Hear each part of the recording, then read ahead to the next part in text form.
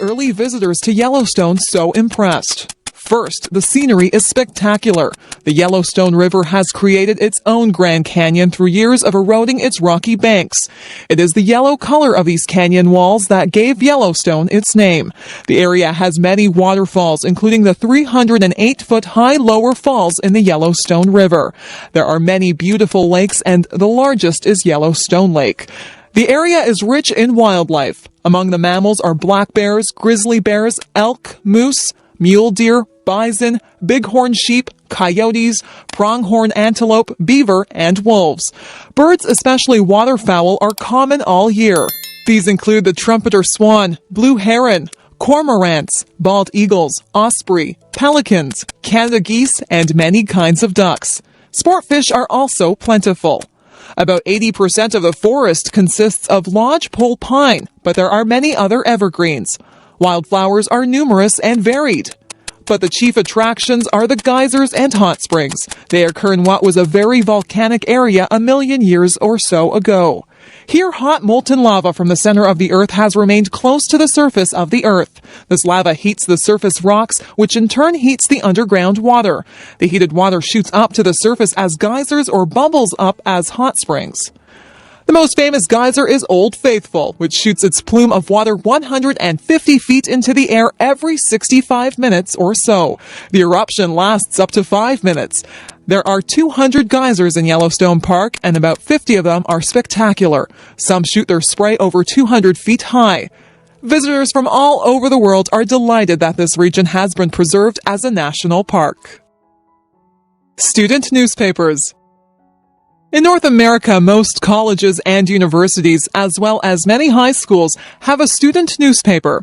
These newspapers focus on happenings at the school. They inform the student population about activities on campus and often include world news, which is relevant to student interests. In addition, there are opinion pieces by the student editors, which reflect their views on the school and the world. Sometimes these editorials oppose the way that the school is being run. Occasionally, school officials will try to shut down or censor student papers if they find their writing embarrassing or offensive.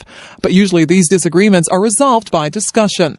At some colleges, the student newspaper is connected to a professional program in journalism. But most of the time, the idea behind the paper is to get students to research the facts, debate the issues, and learn how to get their opinions expressed.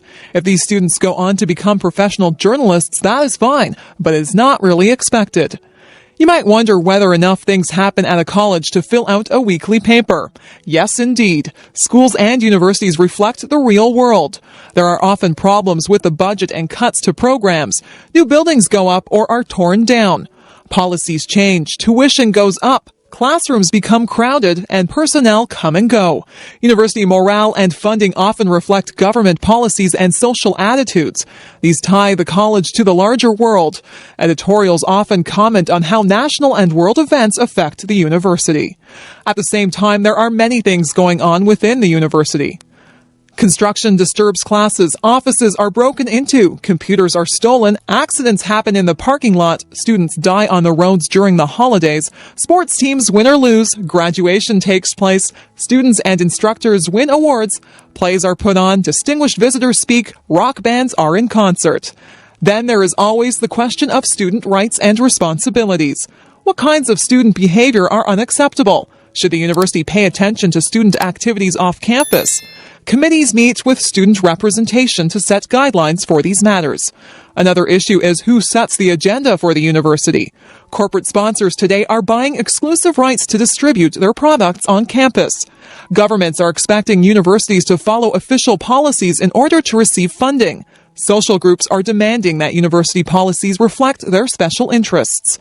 So there is no shortage of topics for student journalists to address. Of course, they also write about everything that young people are interested in: music, movies, computers, sports, travel, and pop culture. Student newspapers are an important training group for democracy. They are also very interesting to read. Canadian colleges and universities. Canada has about 50 accredited universities spread across 10 provinces. All, except one, are primarily government-funded. This means that there is considerable uniformity regarding programs, administration, and policy. Private colleges tend to be smaller and are mostly based on a religious curriculum. Most universities offer programs in the humanities, social sciences, and pure sciences. Many have additional faculties such as education and physical education. Many programs that lead directly to a position in the workplace are given at community colleges. Community colleges differ from universities because their programs involve job training and practical experience. For example, they might offer courses in areas such as computer programming, journalism, photography, social work, dentistry, and nursing. Their programs are considered to be less abstract and academic than university programs. Many students see university as being more fun than community college. They don't have to worry immediately about getting a job, and the social life is often better at university. However, a university degree may be less likely to lead directly to a job. Nowadays, university programs which are work-related, such as business administration, education, child studies, and psychology, seem especially popular. Universities, however, were founded mainly as liberal arts institutions. This means that their original intent was to prepare people to be well-rounded human beings and knowledgeable citizens. So nearly all universities have programs in literature, languages, philosophy, culture, music, history, and politics, as well as studies that are more job-related. A past BA or BSc degree in Canada is normally 3 full years of study after secondary school. A bachelor degree with honors includes 1 more year of study. A master's degree is a further 1 or 2 years. A doctorate usually requires 4 or more years. This is similar to the United States, except that their bachelor degree is normally 3 years, and their master's degree may be up to 3 years. To gain entrance to university, you usually need to graduate from secondary school with a B average. Some programs will require an A average. Tuition costs have gone up in recent years as governments have handed over less money to colleges and universities. More students now have to work during the school year to pay their expenses. Attending college and university is known to be one of the most carefree periods in a person's life. As long as you keep up with your readings and assignments, you should be able to avoid major difficulties. Facilities for athletics, student radio and newspapers, pubs and lounges, and generally pleasant surroundings make campus life agreeable. It is a good time to make friends, learn new skills, and take calculated risks. Moreover, colleges and universities are a good practical investment as they help to prepare young people for a changing world. Coffee and donuts. Let's go for coffee. All over North America, friends like to meet at the coffee shop. Here, people sit and talk about the day's business, news and sports, personal concerns, shop talk, or simply gossip. Coffee shops have an informal atmosphere that encourages conversation. You don't have to dress up either. Students drop in wearing t-shirts and blue jeans and sit beside businessmen wearing suits and ties. Many coffee shops are open 24 hours a day, including Sundays and holidays. That way, people who work at night or who have trouble sleeping can drop in at any time. Because coffee and donuts are relatively inexpensive, people feel comfortable sitting for a while, knowing that they are not spending a lot of money. Although coffee and donuts are the main items sold at coffee shops, many also serve other beverages and desserts, and sometimes a light lunch. Many patrons have a favorite kind of coffee or other drink and will drive past other coffee shops to go to one that serves the flavor they like. Visitors from other countries are often surprised at how roomy these coffee shops can be. Some are as large as regular restaurants. Having a nice bit of space around them encourages people to relax. Some people arrange regular dates and meet every day or every week at the same time. For example, retired friends may get together every weekday morning at 10 a.m. Others stop every morning at the drive-in line to get their coffee for work. Even people who have coffee machines at home or at work like to go to coffee shops to get a special kind of coffee or a favorite treat. It might seem that the business owners would not make much money just selling a few items, but in fact, many coffee shops do extremely well, especially if they are located in a busy traffic area. Then business tends to be steady all through the day. Not only do people come in and sit down, but there is usually a lot of takeout business as well.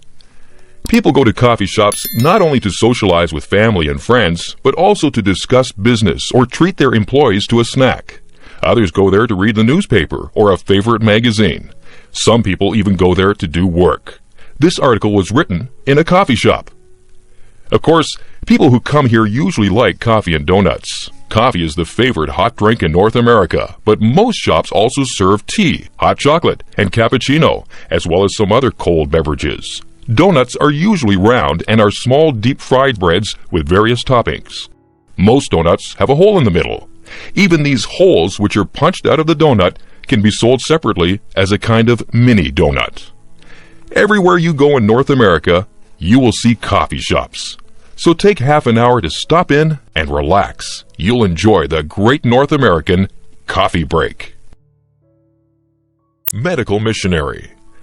During the reign of Queen Victoria, 1837 to 1901, British people traveled around the whole world. They charted the seas, mapped out distant countries, and studied plants, animals, and people. They also claimed many lands for England. This kind of international travel was made easier by improved transportation and communication. New inventions such as steamships, trains, telegraphs, and telephones made long distances seem smaller. Of course, people had different reasons for going to distant lands. Some were businessmen who saw economic opportunities overseas. Soldiers wanted fame and a chance to enlarge the British Empire. Big game hunters wanted to be the first to shoot strange animals and bring back trophies to England. Scientists intended to study unknown animals and plants. Missionaries planned to be the first to introduce Christianity to faraway people. In 1836, a young Scotsman called David Livingstone began to study medicine in Glasgow. Livingstone intended to become a medical missionary. This means that he would be a doctor, as well as a preacher and teacher. Livingstone, 1813 to 1873, came from a poor family. From an early age, he had worked 14 hours a day in a clothing factory for very little pay. But he was determined to learn. He took his books with him to the factory and read as he worked. Then, after work, he would go to his teacher to learn more. Livingstone's goal was to teach faraway people about Jesus. However, unlike some missionaries, he was also interested in science, geography, and exploring. He had planned to go to China in 1839, but because of the Opium Wars, no missionaries were being sent there. Instead, he asked to go to South Africa. Europeans had traveled around the coasts of Africa for hundreds of years, but very few white people had traveled inland. A missionary named Robert Moffat, who had begun a mission at Kuriman in the interior, inspired Livingstone. Livingstone arrived in Kuriman in 1841. This was the farthest outpost of white settlement, and no one seemed to want to go further inland. Livingstone felt that the missionaries should go to the Africans, rather than waiting for the Africans to come to them. With a fellow missionary, he set out. When they came to an African tribe, they would talk to the chief and ask permission to preach to his people. Livingstone would also set up a tent and treat the people who had diseases. After a while, he would move on to the next tribe. Once Livingstone learned the Bantu language, he would talk to many Africans, but sometimes he needed interpreters. There were many diseases, including malaria and sleeping sickness. Livingstone suffered much of his life from river fever. He was also so weak that he rode on the back of an ox. Livingstone wanted to stop the slave trade. At this time, the slave trade was the most profitable business in Africa. Livingstone hoped that if other kinds of trade were developed, then slavery could be abolished. In order to open up trade, he wanted to find an easy route into the center of Africa. Livingstone kept going further into the interior. He was probably the first European to cross the Kalahari Desert before reaching Lake Ngami in present-day Botswana. Not long after, he traveled further inland. He explored the sources of the Zambezi and Kansai rivers and eventually reached the west coast of Africa and Luanda, Angola. Livingstone was being criticized for neglecting missionary work in order to explore. Livingstone replied that he was opening up the continent for missionaries. Meanwhile, he was becoming famous as a great explorer. The British government commissioned him to explore the Zambezi River. They hoped that ships could sail up the river into the interior. Unfortunately, the Zambezi had too many rapids. However, Livingstone did find a route up the Shire River to Lake Nyassa. He continued to struggle against the slave trade, which is now being taken over by Arabs. Livingstone died in Africa in 1873. He was the first white man to explore Botswana, Zimbabwe, Zambia, Malawi, and surrounding areas. He was not only a great explorer, but also a fine doctor and a good missionary. Nowadays, the countries that Livingston visited are nearly all Christian, just as he had hoped they would be. Favorite cookies. North Americans are known for their sweet tooth. This means that they like snacks with lots of sugar. Americans drink a lot of coffee, tea, and hot chocolate, and usually they have something sweet with their drink.